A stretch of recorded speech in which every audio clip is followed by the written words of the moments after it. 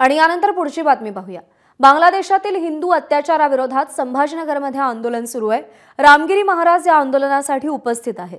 प्रक्षोभक भाषण करू नये म्हणून रामगिरी महाराजांना नोटीस बजावण्यात आली आहे। संभाजीनगर पोलिसांनी कलम 168 अंतर्गत रामगिरी महाराजांना नोटीस बजावली आहे। जय श्रीराम। अज्ञानतिमिरान्धस्य ज्ञानाञ्जनशलाकया चक्षुरुन्मीलितं येन तस्मै श्रीगुरवे नमः। या ठिकाणी बांगलादेशामध्ये घडणाऱ्या हिंदूंवर अल्पसंख्याकांवर होणारा अत्याचार, या अत्याचाराच्या विरोधामध्ये आणि अल्पसंख्याकांच्या समर्थनार्थ उपस्थित आपण सर्व हिंदू प्रेमी, धर्मप्रेमी आणि या ठिकाणी उपस्थित व्यासपीठवर जे सुदर्शन मुनी कपाटे, त्याचप्रमाणे पूजनीय भदंत सुदत्त बोधी, डॉक्टर विरूपाक्ष शिवाचार्य, सुंदर गौरंग प्रभू, श्रीकांत जोगदंड, संतोष मुद्रेवार, सागर शिंदे, सकल हिंदू बौद्ध जैन समाज, सर्व पत्रकार बंधू, media, print media, electronic media आणि पोलीस प्रशासन, सर्वांना मी या ठिकाणी उपस्थित झाल्याबद्दल धन्यवाद देतो। अशा प्रकारे आणि आज आपल्याला सर्वांना एकत्रित येणं अतिशय गरजेचं आहे, महत्त्वाचं आहे। कारण जो बांगलादेश घडवण्याकरिताच आणि भारतीयांचे प्रयत्न आहेत। 1971 मध्ये ज्या बांगलादेशांवर अत्याचार झालेत, पाकिस्तानने अत्याचार केलेत, लाखो महिलांचे रेप झालेत, जो 35 लाखाचा आकडा आहे, 35 लाख महिलांवर त्यावेळेला पाकिस्तानियांनी रेप केले आणि बांगलादेशांवर झालेला अत्याचार सीमेला पोहोचलेला होता। अशा वेळेला स्वतंत्र देश करून देण्याचं काम या हिंदुस्थान, पण आज त्याच बांगलादेशामध्ये हिंदूंची मंदिरं तोडली जात आहेत, बुद्ध विहार तोडले जात आहेत, गुरुद्वार तोडले जात आहेत। अतिशय भयंकर अशा प्रकारची परिस्थिती कोरोना काळामध्ये ज्या इस्कॉन मंदिरांनी यांना भोजन घातलं, हे तर मुळात भुक्कडच आहेत आणि भुक्कडच राहणार आहेत। पण इस्कॉन मंदिरांनी त्यांना कोरोना काळात भोजन घातलं आणि भोजन घालणारे आज ते उलटले महाराज। कारण नसताना चिन्मय प्रभूंना ज्यांनी बंदिस्त केलं, नवे नवे आपले काही संत होते जे भारतात येत होते, त्यांच्याकडे विजा असताना देखील त्यांना धरलं, महिलांवर रेप केले। एका महिलावर 20-20, 30-30 लोकांनी रेप केल्याचे अनेक बातम्या समोर आल्यात। आताच एक बातमी आलेली आहे की एका माणसाला खिळे ठोकून मारलं महाराज। यांचा इतिहास आहे। या लोकांकडून आपण काय अपेक्षा करू शकतो? ज्या औरंगजेबाने स्वतःच्या बापाला जेलमध्ये घातलं, स्वतःच्या भावाचा शिर कापलं महाराज। दारा शिकाहो हा औरंगजेबाचा सख्खा भाऊ होता। पण या दारा शिकाबद्दल एक माहिती सांगेल आपल्याला। हा जरी मुस्लिम होता तरी हिंदू आणि मुस्लिम समन्वय साधण्याचा प्रयत्न करणारा एक उपनिषदांचा, वेदाचा, शास्त्राचा अभ्यास करणारा एक अभ्यासक होता आणि तो त्यावेळेला राजगादीवर बसणार होता आणि तो औरंगजेबाचा सख्खा भाऊ होता। पण औरंगजेबाने त्याचं शिर कापलं महाराज। यांना सख्या बापाशी काही घेणं नाही, सख्या भावाशी काही घेणं नाही आहे। आणि म्हणून त्याकरता आपण पावलं उचलणं अतिशय महत्वाचं आहे. यांनी तर सुधारलं पाहिजे. आपण तर आदर्श देतो अशा काही लोकांना, डॉक्टर अब्दुल कलाम सारख्यांना वंदन करतो आपण. ते मुसलमान होते, देशाचा राष्ट्रपती त्यांना बनवला. सनातन हा कुठल्याही धर्माचा द्वेष कधी करीत नाही, परंतु आम्हाला निष्क्रिय बनवलं गेलं. आम्हाला हे शिकवलं गेलं, कोणी एका गालात मारे दुसऱ्या गाल पुढे करा.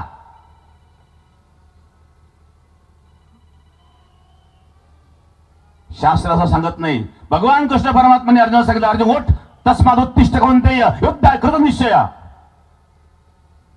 ज्याला दोन्ही सैन्याच्या मध्ये रथ नेऊन उभा केला, सेनयोरुभयर मध्ये रथम स्थापय मेच्युत यावदेता निरीक्षेहम योद्धु कामान औषधान. अर्जुन म्हणतो, दोन्ही सैन्याच्या मध्ये माझा रथ नेऊन उभा करा. आणि द्रोणाचार्य भीष्माचार्यांना पाहिलं, कथम भीष्म संके द्रोणमच्या मधुसूदन ईशिवी प्रतिवश्यामी पूजारहार वरी सुदना. हे सर्व पूजनीय आहेत, मी याला मारू शकत नाही. भगवान म्हणले, अर्जुन उठ. अशोचाननुशोचस्त्वं प्रज्ञावादांश भाषसे गदा असून गदा असूंश्य न अनुशोचन्ति पंडिताः. तू पंडितासारखा बोलतो, पंडित नाही आहेस, नको तो विचार करतोयस. तुझ्या समोर द्रोणाचार्य गुरु असू द्या, भीष्माचार्य असू द्या, ते अन्यायाच्या बाजूने उभे आहेत. आणि अन्यायाच्या बाजूने जो असेल त्याच्याशी लढणं हे तुझं कर्तव्य आहे. म्हणून तस्मात् उत्तिष्ठ कौंतेय युद्धाय कृत निश्चय. आमची संस्कृती आम्हाला हेच सांगते. सनातन संस्कृती आम्हाला हे सांगत नाही, एका गालात मारी दुसऱ्या गाल पुढे करा. हे मूर्खपणाचे विचार आहेत. एकतर कोणी गालात का मारावी, त्यांनी गालात का मारावी हा प्रश्न आहे. आणि त्यांनी मारल्यानंतर आपण सहन का करावं हा दुसरा प्रश्न आहे. कोणी कोणाच्या गालात मारू नये. कोण्याही जीवाचा नघळो मत्सर वरम सर्वेश्वर पूजनाचे. भगवंताची खरी पूजा तर हीच आहे. कोणाचा मत्सर देखील करू नये, द्वेष करू नये. मा हिंसात सर्वभूताने, कुठल्या जीवाची हिंसा कधीच करू नये. पण हिंसा कोणी करीत असेल तर ते सहन का करावी. एखादा मनुष्य अन्याय करीत असेल तर अन्याय करणारा मनुष्य जेवढा दोषी आहे तेवढा अन्याय सहन करणारा दोषी आहेत महाराज. आजपर्यंत आपण अन्याय सहन करीत आलो, हाच आपला मोठा दोष आहे. अन्याय करूच नाही, पण अन्याय केलेला सहन देखील करू नये. आपल्या सर्वांना माहित आहे, योगीराज सद्गुरू गंगागिरी महाराज सप्ताहामध्ये जे आमचं वक्तव्य होतं याच उद्देश होतं. आणि बांगलादेशामध्ये होणारे हिंदूंवर अत्याचार, त्या अत्याचारावरच आम्ही बोलत होतो. आणि त्या अत्याचार बोलत असताना एक उदाहरण फक्त आम्ही सांगितलं, त्याचे भयंकर परिणाम तुम्ही पाहिले. हे नीच विचाराचे लोक रस्त्यावर आलेत. एकीकडे सांगतायत आमचा संविधानावर विश्वास आहे, हातामध्ये तिरंगा घेऊन, आणि तुम्ही आंदोलन करतायत. पण संविधानावर जर तुमचा विश्वास आहे, न्याय व्यवस्थेवर विश्वास आहे, तर मग जाळपोळ करण्याची काय आवश्यकता आहे, शिरतनशे जुदा नारा लावण्याची काय आवश्यकता आहे. विश्वास ठेवा ना संविधानावर.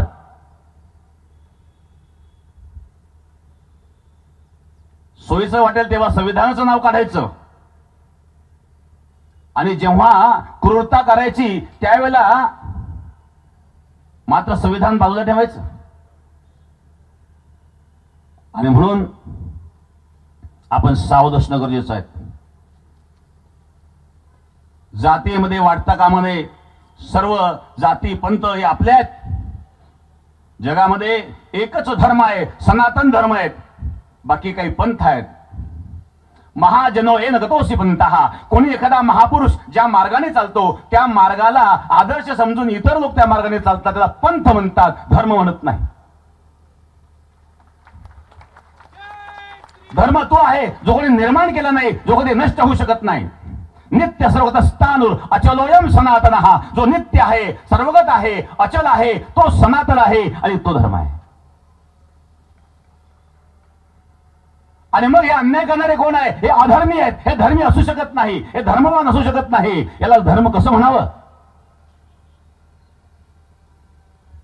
जो दुसऱ्या अत्याचार करायला शिकवतो. एकीकडं मूर्तीपूजक कोणी असेल त्याला तुम्ही काफिर म्हणता, आणि दुसरीकडं कब्रस्तान बनवून ताबाई घेता. कब्रस्तान म्हणजे काय? कबरीची पूजा करणं याचा अर्थ काय झाला? ती मूर्तीपूजाच झाली ना. मग तुम्ही इकडं काफिरांना मारतात, त्यांनाही मारा ना तुम्ही. कब्रस्तानची पूजा चालते तुम्हाला आणि मूर्तीची पूजा चालत नाही. फक्त कब्रस्तान कशा करता आहेत? ताबा घेण्याकरता. फार दुःखद घटना आहे.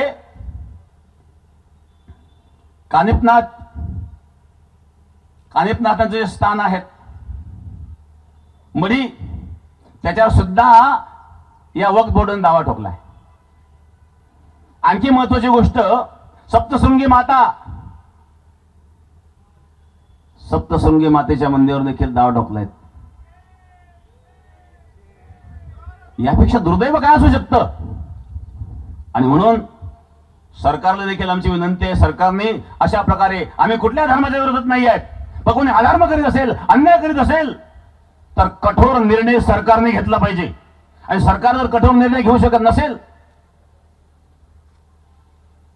तर हा समाजाने आपलं पुढे आलं पाहिजे. आपण पाहिलं, सर्व सनातनी एकत्रित झाले आणि त्याचा निर्णय 23 तारखेला आपण पाहिला. अजून हा सनातनी थोडा जागृत झाल्यावर एवढं दिसतंय. पूर्ण जर जागृत झालं तर संपूर्ण विश्वाला उलथा पालथा करण्याची क्षमता आपल्यामध्ये आहे. अमेरिकेचा अध्यक्ष सुद्धा हिंदू निवडू शकतो. पण अशा प्रकारची वाट पाहू नये. सर्वांनी एकमेकाशी प्रेमानेच वागलं पाहिजे. प्रेम हे शब्दाच्या पलीकडे अनिर्वचनीय प्रेम स्वरूपम. परंतु प्रेमाला जर कोणी तुळवण्याचा प्रयत्न केला तर त्याला तुळवण्याची जबाबदारी सुद्धा आपली आहे, हे लक्षात ठेवा. तुकोबारायांचे एक उदाहरण आहेत, करता नव्हे नीट श्वानाचे पूस, कुत्र्याचं शेपूट सरळ होतच नसतं. बरं का, एका माणसाचा ऍक्सिडेंट झाला आणि खाली पायामध्ये हाडांचा चुरा झाला. डॉक्टरांनी सांगितलं ऑपरेशन करावं लागेल. हा डॉक्टर साहेब काही करा पण माझा पाय वाचवा. डॉक्टर नेहमी प्रयत्न करतो. डॉक्टरने दुसरं हाड टाकलं आणि त्याचा पाय वाचला. ऑपरेशन सक्सेस झालं. 2 वर्षांनंतर डॉक्टरांची भेट झाली. डॉक्टरने विचारलं पाय कसं काय? म्हणजे डॉक्टर साहेब अगदी क्लिअर आहेत पण थोडा प्रॉब्लेम आहे. म्हणजे काय? झाड झुडूप दिसलं का थोडा झटका बसतो. म्हणजे डॉक्टर म्हणजे तेवढा प्रॉब्लेम राहणारच आहे कारण ते कुत्र्याच्या पायाचं हाड आहे. हाडाने सुद्धा त्याचा गुण सोडला नाही. आणि म्हणून या जगामध्ये प्रत्येक काळामध्ये अशा प्रकारचे अन्याय आणि अत्याचार करणारे कुत्रे असतातच. त्यांना कंट्रोल करण्याचं काम वास्तविक सरकारचं आहे.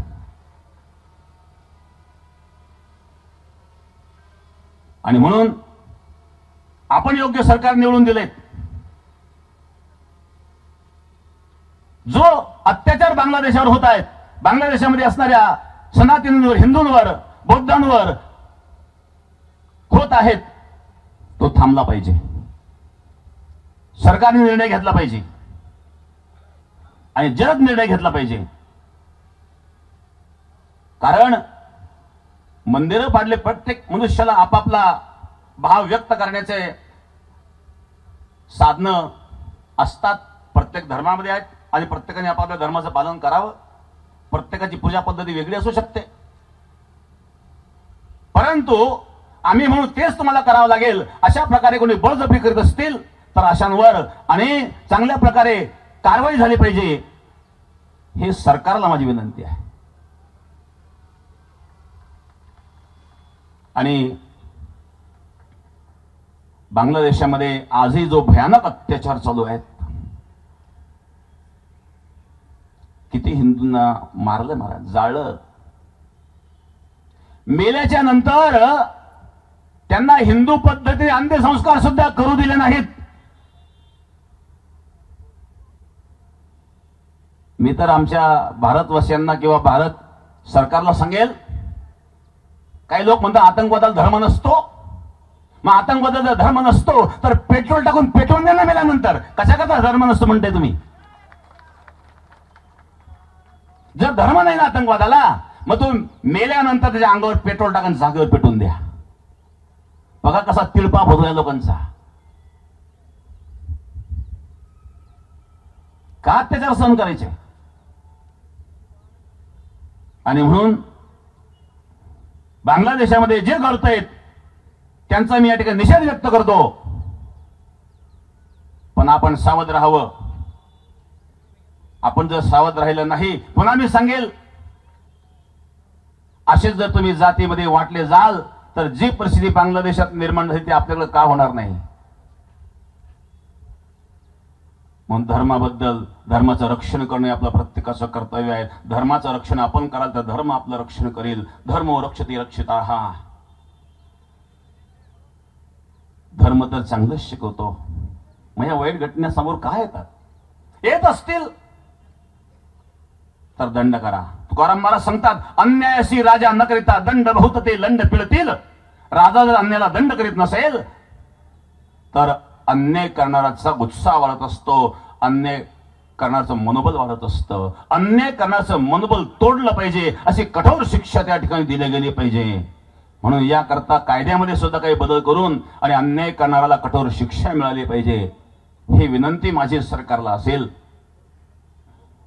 आणि बांगलादेशामध्ये पीडित असणारे जे हिंदू आहेत, पीडित असणारे संत आहेत. महाराष्ट्रामध्ये सुद्धा मागे एक प्रकार घडला, पालघरला 2 साधूंना मारलं. व्हिडिओ आपण पाहिला असेल. ते साधू त्या पोलिसांकडे जायचे आणि पोलीस त्यांना समाजामध्ये ढकलत होते. काय केलं सरकारने? त्या साधूंना मारणाऱ्यांना शिक्षा झाली का? का झाली नाही? याचा अर्थ सरकारने सुद्धा या ठिकाणी सावध असलं पाहिजे. आम्ही तुम्हाला हक्काने निवडून दिलेले आहेत, आता बोलण्याचा आमचा हक्क आहे.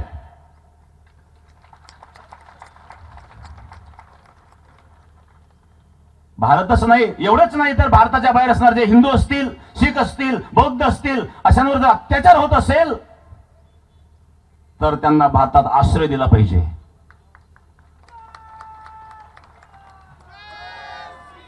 कुठे जाणार ते? आणि म्हणून बांधव म्हणून आपण सर्वांनी त्यांना स्वीकारावं.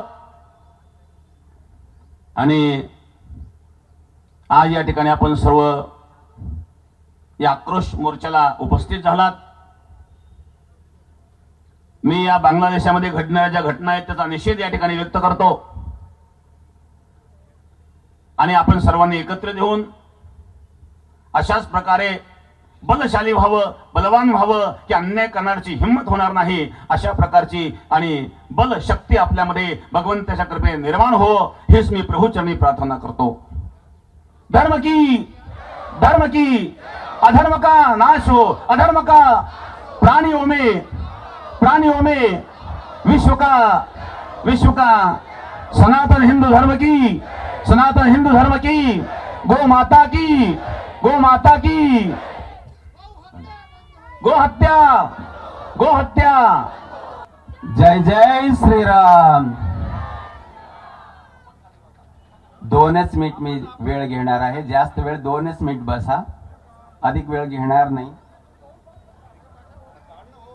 संत शिरोमणी मन्मथ माऊलींच्या चरणी अनंत दीर्घदंड शिरसा प्रणाम अर्पण करून आजच्या या सभेच्या प्रमुख वक्ता असणारे आमचे आत्मीय, श्रद्धेय आणि हिंदू धर्माचा ज्वलंत पताका असणारे महंत रामगिरीजी महाराजजी आणि त्याचप्रमाणे सुदर्शन मुनी कपाटेजी, भदंत सुदंत बोधी, पूज्य सुंदर गौरांग प्रभू, डॉक्टर श्रीकांत जोगदंड, डॉक्टर संतोष मद्रेवार आणि माननीय सागर शिंदे, सकल हिंदू, बौद्ध व जैन समाजाच्या सर्व पत्रकार, मीडिया आणि सर्व पोलीस वर्ग आणि माताये आणि उपस्थित सर्व अन्यायाचा विरोध लढणारे सर्व हिंदूंच्या जागृत ज्वलंत बांधव हो. रामगिरी महाराज एकतर बोलत नाही आणि बोलल्यानंतर काय घडतं हे 23 तारखेला तुम्ही सगळे करून चुकलेलं आहे. त्याबद्दल समस्त संतांच्या वतीनं तुमच्या वतीनं रामगिरी महाराजांच्या चरणी मी नतमस्तक होतो. ही जे हिंदू हृदय ज्वलंत ठेवण्यासाठी आपल्या ओघवती वाणी जो आहे निरंतर वाहत राहावं. ज्या गोष्टी बांगलादेशमध्ये होतोय त्या गोष्टी भारतात होता कामा नाही आहे. महाराजांनी सांगितलं शासन निर्णय घेतलं पाहिजे. तुम्हाला वाटतं का शासन निर्णय घेईल? मग शासन निर्णय घेत नसेल तर आपल्याला काय करायचं तेही महाराजांनी सांगितलं. आणि शासनाला आम्ही निवडून दिलो. त्यांना आपल्या हिंदुत्वाची सनातन धर्म रक्षणाची बाजू त्यांना मांडणं गरजेचं आहे आणि ते करतीलच. मग ते करतील म्हणून आपण हात जोडून हातावर हात ठेवून बसून चालत नाही. मी येताना आताच एक व्हिडिओ बघितलं बांगलादेश मधलं. एक बाई साडी नेसून पळू लागलेली आहे आणि त्याच्या पाठीमागे एक राक्षस जो आहे एवढा मोठा लाकूड घेऊन बुरका घेतो. बुरका नेसतो की नाही म्हणून मारायला लागलेला आहे. मग ही अवस्था आमच्या भारत देशात व्हावं असं वाटतं का? मग त्यासाठी तुम्हाला काय करावं लागेल? एक है तो सेफ है, एक है तो सेफ है. यही मंत्र जो है आप सब लोग ध्यान में रखते हुए आगे भी हम आगे बढ़ेंगे. और सनातन धर्म जे आहे ना याला आजवर कोणीही नष्ट करू शकलं नाही, नष्ट करू शकत नाही. एवढी शक्ती आपल्या जवळ आहे असताना सुद्धा फक्त जे आहे आपल्यातले जे काही गद्दार लोक जे आहे आपल्यामध्ये भेदबुद्धी निर्माण करून स्वतःचा राजकीय सत्ता जो आहे भोगण्यासाठी प्रयत्न केलं. आज त्यांची अवस्था काय आहे तुमच्या समोर दिसू लागलेली आहे. आणि म्हणून सनातन हिंदू धर्म संरक्षण संवर्धन करण्याचे कार्य जो आहे जसं संतांची आहे तसं आपल्या सर्वांची कर्तव्य आहे. आणि त्या कर्तव्याचा भाग म्हणून आपण सगळ्यांनी इथं उपस्थित राहाल. आणि येणाऱ्या काळामध्ये सुद्धा असं होणाऱ्या अन्यायाच्या विरोधात लढण्याची शक्ती तुम्हा आम्हा सर्वांना देव. एवढंच या संदर्भामध्ये मी बोलतो. कारण महाराजांनी काही ठेवले नाही, सगळंच काही बोललेलं आहे. मी आपलं सुदर्शन महाराजांना म्हटलं, महाराज बोलल्यानंतर मला बोलू देऊ नका म्हटलं. नाही महाराज 2 शब्द तरी बोला म्हटल्यामुळे मी बोललो. आणि येणाऱ्या काळामध्ये आपण सगळ्यांनी असंच एक है तो एक है तो एक है तो नहीं तो सेब बन जाओगे. उसमें पॉइजन डाल कर खा के मरोगे. उससे अच्छे है ना सेफ रहो, सेब मत खाओ. यही विनंती है. जय श्री राम, जय जय श्री राम. एबीपी माझा, उघडा डोळे बघा नीट.